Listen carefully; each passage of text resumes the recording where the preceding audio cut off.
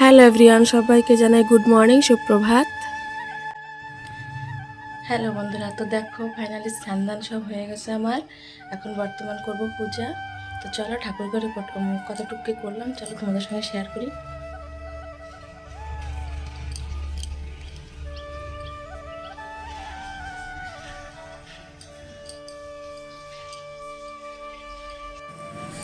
তো দেখো বন্ধুরা, এখানে এখন বর্তমান পূজা করব। তো ঠাকুরের বাসন মেজে নিয়েছি, মা ফুল তুলে এনেছে। তো এখন ঠাকুর ঘর পরিষ্কার করে মুছে নিয়েছি, এখন পূজা করব।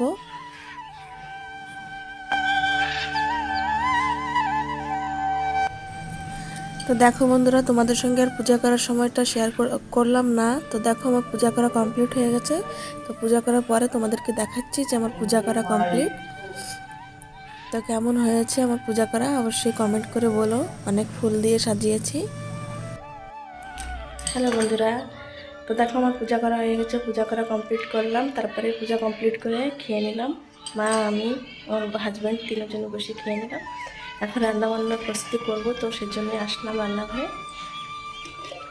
দেখো আজকে রান্না করেছিল মা খুদ ভাত সকালে, দেখো রয়েছে। আর এখানে আছে কালকে পান্তা ভাত, কেউ খায় নাই। মা যেহেতু খুদের ভাত রান্না করেছিল তো ওটাই খাওয়া হলো।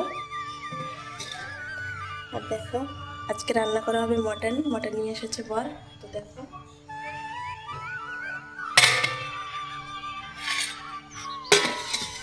তো বন্ধুরা, আজকে রান্না হবে মাটন।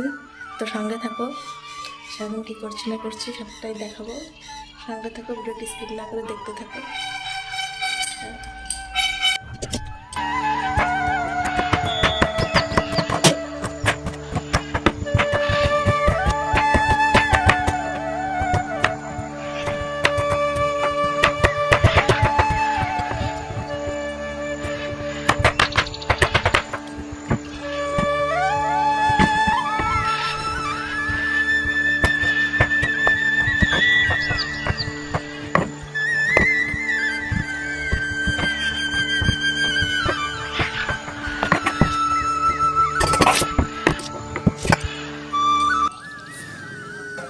তো দেখো বন্ধুরা, তোমরা দেখে নিলে যে আমি এখন বর্তমান পেঁয়াজটা টমেটোটা কেটে নিলাম।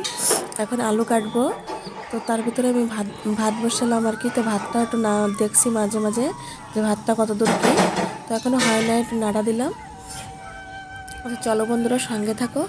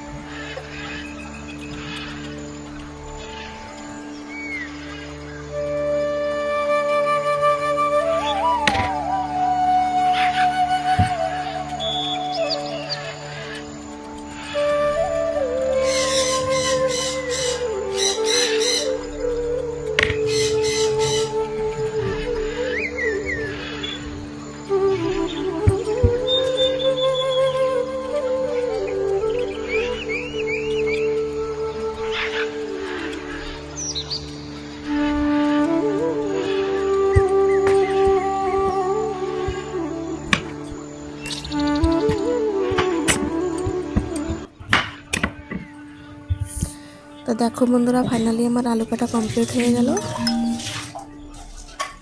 এখন জায়গাটাকে একটু পরিষ্কার করে নেবো। পরিষ্কার করে নিয়ে তারপরে ভাতটা দেখবো আর কি, ভাতটা কত দূর কি হলো।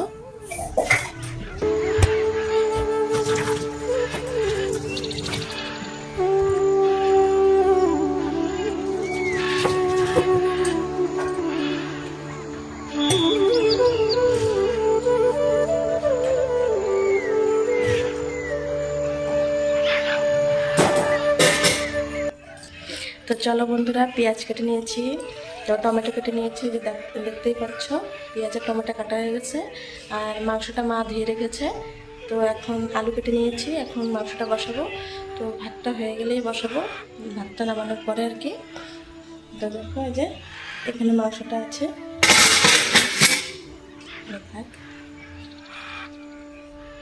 আর দেখো এখানে মশলা করা আছে, আর মশলা করতে হবে না, এই যে মশলা করা আছে। যে পরশুদিন চিকেন রান্না করেছিলাম, তো তখন একটু মশলা একটু বেশি মতন করেছিলাম, তো সেটা ফ্রিজে রাখা হয়েছিল। আজকে সেই মশলাটাই ছিল আর কি। তো সেই মশলাটা এখন দিয়ে রান্না করব, যতটুকু আছে হয়ে যাবে। মাটন বেশি আনে না, 1/2 কিলো এনেছে, তো হয়ে যাবে, কেন কি আমরা 3 জন, তো হয়ে যাবে। মশলা যতটুকু আছে তা আর মশলা করবো না। তো সঙ্গে থাকো বন্ধুরা, রান্নাবান্না কমপ্লিট হওয়ার পরে তোমাদের সঙ্গে শেয়ার করবো রান্নার ফাইনাল লুকটা। তো সঙ্গে থেকে দেখতে থাকো ভিডিওটি, আশা করছি তোমাদের ভালো লাগবে। ভালো লাগে থাকলে অবশ্যই এটা লাইক কমেন্ট শেয়ার করে দিও কেমন। আর ভাতটা আর কিছুক্ষণ পরে হয়ে যাবে, তো ভাতটা নামানোর পরে মাটনটা রান্না করবো আর কি। তো বন্ধুরা সঙ্গে থাকো। তো দেখো বন্ধুরা, ফাইনালি আমার মাটন রান্না কমপ্লিট, টকবক করে ফুটছে। এখন গরম মশলা দিয়ে নামিয়ে নেব, হালকা পাতলা মাটনের ঝোল। আমি রান্না করলাম, কেমন হয়েছে অবশ্যই কমেন্ট করে বলো কালারটা দেখে। আর আমার বর একটু হেল্প করতেছে, একটু গরম মশলা গুঁড়া করে দিয়ে দিচ্ছে।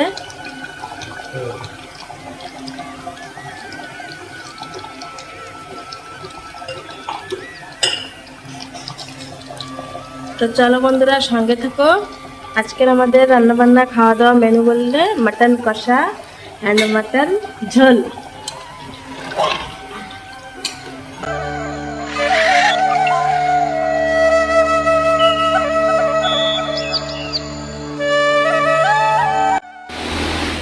দেখো বন্ধুরা, আমাদের আজকে চালের গুঁড়া করা হলো।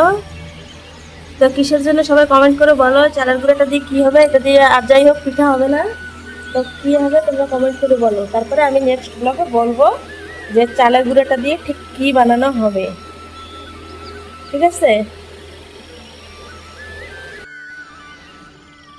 হ্যালো বন্ধুরা, তো সন্ধ্যার সময় সন্ধ্যা টন্ধা দিয়ে নিলাম সব কিছু, তো তোমাদের সঙ্গে শেয়ার করা হয় না সেইভাবে।